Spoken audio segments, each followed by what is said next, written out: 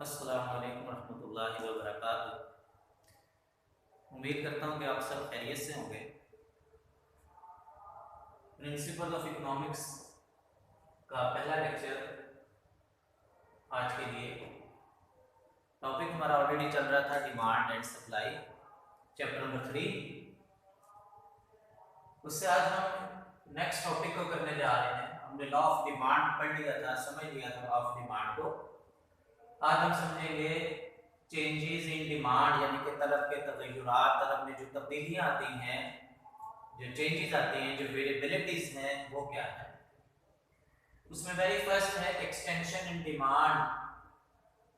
Extension in demand, for example अगर price 10 to 15 change होती है, तो हमने लॉ ऑफ डिमांड में ये पढ़ा कि अगर प्राइस बढ़ेगी, इंक्रीज करेगी, तो डिमांड कम हो जाएगी। प्राइस बढ़ेगी तो डिमांड कम हो जाएगी, और अगर प्राइस कम होगी तो डिमांड बढ़ जाएगी। ये सिंपल लॉ है, लॉ ऑफ डिमांड। वही अप्लाई हो रहा है यहाँ पे, एक्सटेंशन इन डिमांड और कॉन्ट्रैक्शन इन डिमांड। अगर तो डिमांड के अंदर change due to price, if change in demand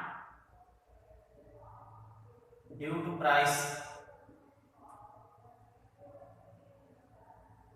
दोनों में ये चीज, if change in demand due to price, उसमें क्या होगा कि प्राइस अगर राइज कर रही है तो डिमांड कम हो रही है, अगर प्राइस जो है वो कम हो रही है, डिक्रीज कर रही है, डिमांड बढ़ रही है, और उसके मुताबिक हमारा डिमांड कर्व आगे तैयार हो जाएगा। ये आप जब चेंजेस इन डिमांड को करेंगे तो extension in demand and contraction of demand का एक ही टेबल और एक ही डायग्राम होगी। उसमें जो डायग्राम मौजूद होगी वो कुछ इस किस्म की बनी है कि जिसमें वो 2 लाइंस के थ्रू आपको एक्सटेंशन एंड कॉन्ट्रैक्शन को शो करें। आप वो भी कर सकते हैं और ये अलग अलग भी बना सकते हैं। इस चीज को ध्यान में रखिएगा कि जो extension and contraction in demand है, ये ओनली ड्यू टू प्राइस होती है। अगर सिर्फ प्राइस के चेंज होने से डिमांड में चेंजेस आएंगी तो वो कहलाएंगी extension and contraction in demand. अब नेक्स्ट पर आते हैं। ये है हमारे पास rise in demand and fall in demand. Rise in demand condition 1। अब इसके साथ मैं ये शो कर देता हूं इसे, अदर देन प्राइस। ये याद रखिएगा, इसमें यहां पर जो चेंजेस आएंगे डिमांड के अंदर वो अदर देन प्राइस होगी, यानी कि सिर्फ कीमत के बदलने से डिमांड में तब्दीली नहीं आ रही होगी, बल्कि कुछ और फैक्टर्स होंगे जिनके चेंज होने से डिमांड चेंज होगी। वो अदर फैक्टर्स क्या हो सकते हैं? वो अदर फैक्टर्स हो सकते हैं कि टेस्ट चेंज होता है, इनकम्स चेंज होती हैं, सब्स्टिट्यूट इफेक्ट्स हैं, पॉपुलेशन चेंज हो जाती है। तो डिफरेंट सिनेरियोस के अंदर अगर चेंजेस आते हैं अदर देन प्राइस, तो हम उसे कहते हैं कि ये राइज इन डिमांड और फॉल इन डिमांड। अब राइज इन डिमांड की 2 कंडीशंस हैं। पहली कंडीशन देखते हैं, condition 1, if price remain unchanged. अगर कीमत में कोई तब्दीली नहीं आती, प्राइस सेम रहती है, लेकिन डिमांड पहले से बढ़ जाती है। प्राइस में कोई चेंज नहीं आया लेकिन डिमांड पहले से बढ़ गई, तो जाहिर है कि वो कीमत की वजह से नहीं बढ़ी, कुछ और फैक्टर्स होंगे। मौसम में तब्दीली आ गई, पॉपुलेशन इंक्रीज हो गई, कोई त्यौहार आ गया, कोई ईद या बरात आ गई, तो डिमांड बढ़ गई। प्राइस वही थी लेकिन डिमांड पहले से बढ़ गई। तो हम जब कर्व की तरफ देखेंगे तो पहले 10 to 15 पर जो कर्व था वो इस पॉइंट पर था, लेकिन फिर जब नेक्स्ट की बात करें 10 पे 20 क्वांटिटी डिमांड, तो ये कर्व यहाँ से शिफ्ट होकर यहाँ पे चला गया।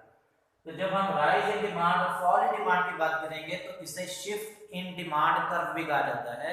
इसमें जो डिमांड कर्व होता है वो पहले पॉइंट से दूसरे पॉइंट पे शिफ्ट कर जाता है, ट्रांसफर हो जाता है। यहाँ पर ये शिफ्ट नहीं कर रहा था, एक ही पॉइंट पर था। यहाँ ये डिमांड कर्व एक से दूसरे पॉइंट पे शिफ्ट कर रहा है। कंडीशन 2 में देखें, प्राइस जो है वो इंक्रीज कर रही है लेकिन डिमांड उतनी की उतनी ही है। डिमांड उतनी ही, हमने लॉ ऑफ डिमांड में पढ़ा कि अगर प्राइस बढ़ती है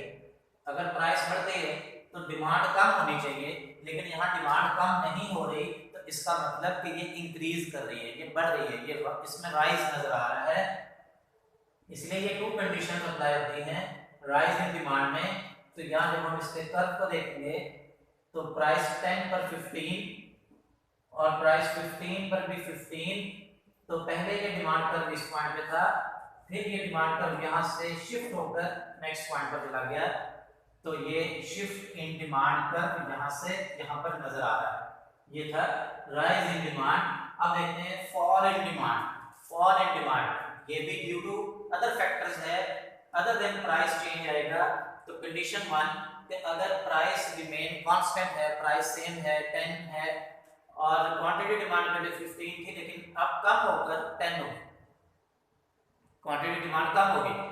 फॉर एग्जांपल मौसम बदल गया, वेदर चेंजेस आई हैं, तो एक मौसम से जब दूसरे मौसम की तरफ हम जाते हैं तो उसमें जो पहले मौसम में जो चीज़ों की डिमांड ज़्यादा थी वो कम हो जाती है, प्राइस उनकी रिमेन सेम होती है, तो 15 to 10 हो गई। यहाँ कर्व अगर देखें तो प्राइस 10 पर 15 था इस पॉइंट पर, तो ये कर्व यहाँ पे बनता था, लेकिन फिर 10 से 10 पर आ गया, 10 पे 10, तो इस कर्व और इस कर्व में देखें तो ये डाउन को फॉल को शो कर रहा है कि ये डिमांड कर्व यहाँ से यहाँ पर शिफ्ट हुआ है। कंडीशन 2 में देखें प्राइस 10 से 5 हो गई, प्राइस कम हुई है। लॉ ऑफ डिमांड के मुताबिक जब प्राइस कम होती है तो डिमांड बढ़ जाती है, लेकिन यहाँ पर डिमांड नहीं बढ़ी, उतनी ही रही, इसका मतलब कि डिमांड पहले से कम हो गई, गिर गई है। तो इसको अगर हम देखें तो प्राइस 10 पर 15 था, तो ये पॉइंट 15 पे ये कर्व बन गया, फिर पॉइंट प्राइस 5 के ऊपर 15 है तो ये कर्व यहाँ पे इस पॉइंट पर आया, तो ये कर्व यहाँ से यहाँ पर शिफ्ट हो रहा है, तो इसको हम शिफ्ट ऑफ डिमांड कर्व कहेंगे। तो ये बेटा आज का सवाल, आज का टॉपिक चेंजेस इन डिमांड आप लोग तैयार करेंगे। तो प्रिंसिपल ऑफ इकोनॉमिक्स का लॉ ऑफ डिमांड में चेंजेस इन डिमांड का ये क्वेश्चन कंप्लीट हुआ। अगर इसमें कोई प्रॉब्लम आप लोगों को होगा समझने में तो कल आप 10:40 to 11:10 के दरमियान आप मेरे से जूम क्लास में इंटरेक्ट करेंगे और उसमें मेरे से इस पे क्वेश्चंस करेंगे। उम्मीद करता हूँ कि आपको बात समझ आ गई होगी। ओके, अल्लाह हाफिज़।